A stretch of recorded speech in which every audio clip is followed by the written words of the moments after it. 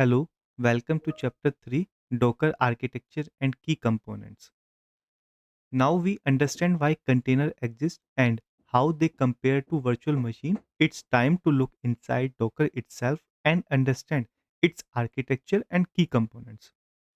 Docker को सही तरीके से काम करने के लिए कुछ कंपोनेंट्स की जरूरत होती है जिन्हें कोर कंपोनेंट्स कहते हैं। हाई लेवल पर देखें तो डोकर सिस्टम के तीन मेन पार्ट्स होते हैं: docker client, Docker host and registry. सबसे पहले डॉकर क्लाइंट की बात करते हैं। डॉकर क्लाइंट वही होता है जिससे हम सबसे ज़्यादा इंटरेक्ट करते हैं। आमतौर पर यह डॉकर CLI होता है जो डॉकर बिल्ड, डॉकर पुल, रन, पुश का और काफ़ी सारी कमांड्स को रन करता है। लेकिन एक्चुअली डॉकर क्लाइंट खुद काम नहीं करता, यह सिर्फ रेस्ट API के जरिए डॉकर होस्ट से बात करता है। अब आते हैं डोकर होस्ट पर। डो जहाँ पर असली प्रोसेसिंग होती है। Docker host rest API expose करते हैं ताकि डोकर क्लाइंट इनको रिक्वेस्ट भेज सके। डोकर होस्ट का सबसे इम्पोर्टेंट कंपोनेंट होता है डोकर डीमन।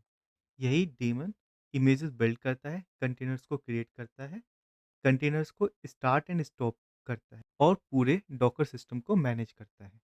डोकर होस्ट पर कंटेनर्स होते हैं, चाहे वो रनिंग हो या स्टॉप हो, और साथ में ही लोकल इमेज कैशे होता है।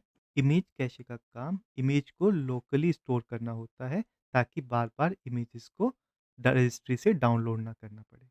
अब यह समझना बहुत ज़रूरी है कि डोकर क्लाइंट और डोकर होस्ट अलग-अलग कंपोनेंट्स होते हैं। जब हम लोकल मशीन पर डोकर डेस्कटॉप इंस्टॉल करते हैं, तब क्लाइंट और होस्ट दोनों ही एक सिस्टम पर होते हैं, लेकिन लॉजिकली वे अलग-अलग रहते हैं। डोकर होस्ट क्लाउड पर या किसी रिमोट सर्वर पर भी हो सकता है और डोकर क्लाइंट उसे रिमोटली कनेक्ट कर सकता है। अब आखिरी कंपोनेंट है इमेज रजिस्ट्री। इमेज रजिस्ट्री एक ऐसी जगह होती है जहाँ पर डोकर इमेजेस स्टोर और शेयर की जाती हैं। डोकर हब सबसे पॉपुलर इमेज रजिस्ट्री है, लेकिन इसके अलावा भी पब्लिक और प्राइवेट रजिस्ट्रीज होती हैं। कई बार इसे कंटेनर रजिस्ट्री भी कहा जाता है, लेकिन असल में वहाँ इमेजेस ही स्टोर होती है, ना कि कंटेनर्स। अब देखते हैं कि ये कंपोनेंट्स मिलकर कैसे काम करते हैं। मान लीजिए हम डोकर रन कमांड एग्जीक्यूट करते हैं। डॉकर क्लाइंट इस कमांड को रेस्ट एपीआई रिक्वेस्ट में कन्वर्ट करके डॉकर होस्ट को भेज देता है। डॉकर होस्ट सबसे पहले लोकल इमेज कैश में चेक करता है कि अगर वो इमेज अवेलेबल है या नहीं। अगर इमेज अवेलेबल नहीं होती है तो वो रजिस्ट्री से इमेज को पिक करता है एंड उसको डाउनलोड करके कैशे में रखता है। इमेज मिलते ही डीमन उस इमेज कैशे से या डायरेक्ट इमेज डाउनलोड करने के बाद जो इमेज कैशे बनी है, उस इमेज कैशे से एक कंटेनर क्रिएट करता है और उसको स्टार्ट कर देता है। इमेज को आप कंटेनर्स का ब्लूप्रिंट समझ सकते हैं और कंटेनर्स को उसका run time instance.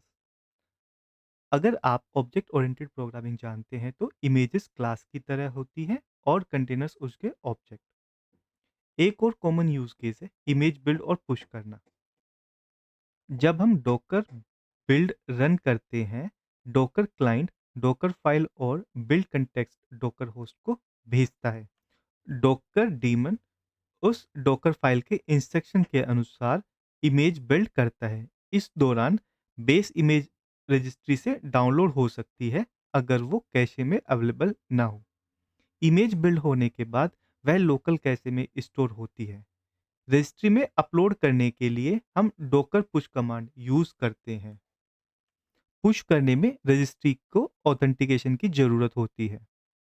So this is a high level overview to help us understand how Docker component interacts with each other. As we move forward, we will explore each of these concepts in more detail with hands-on examples. So now let's take a short break and we'll connect in next chapter. Thank you.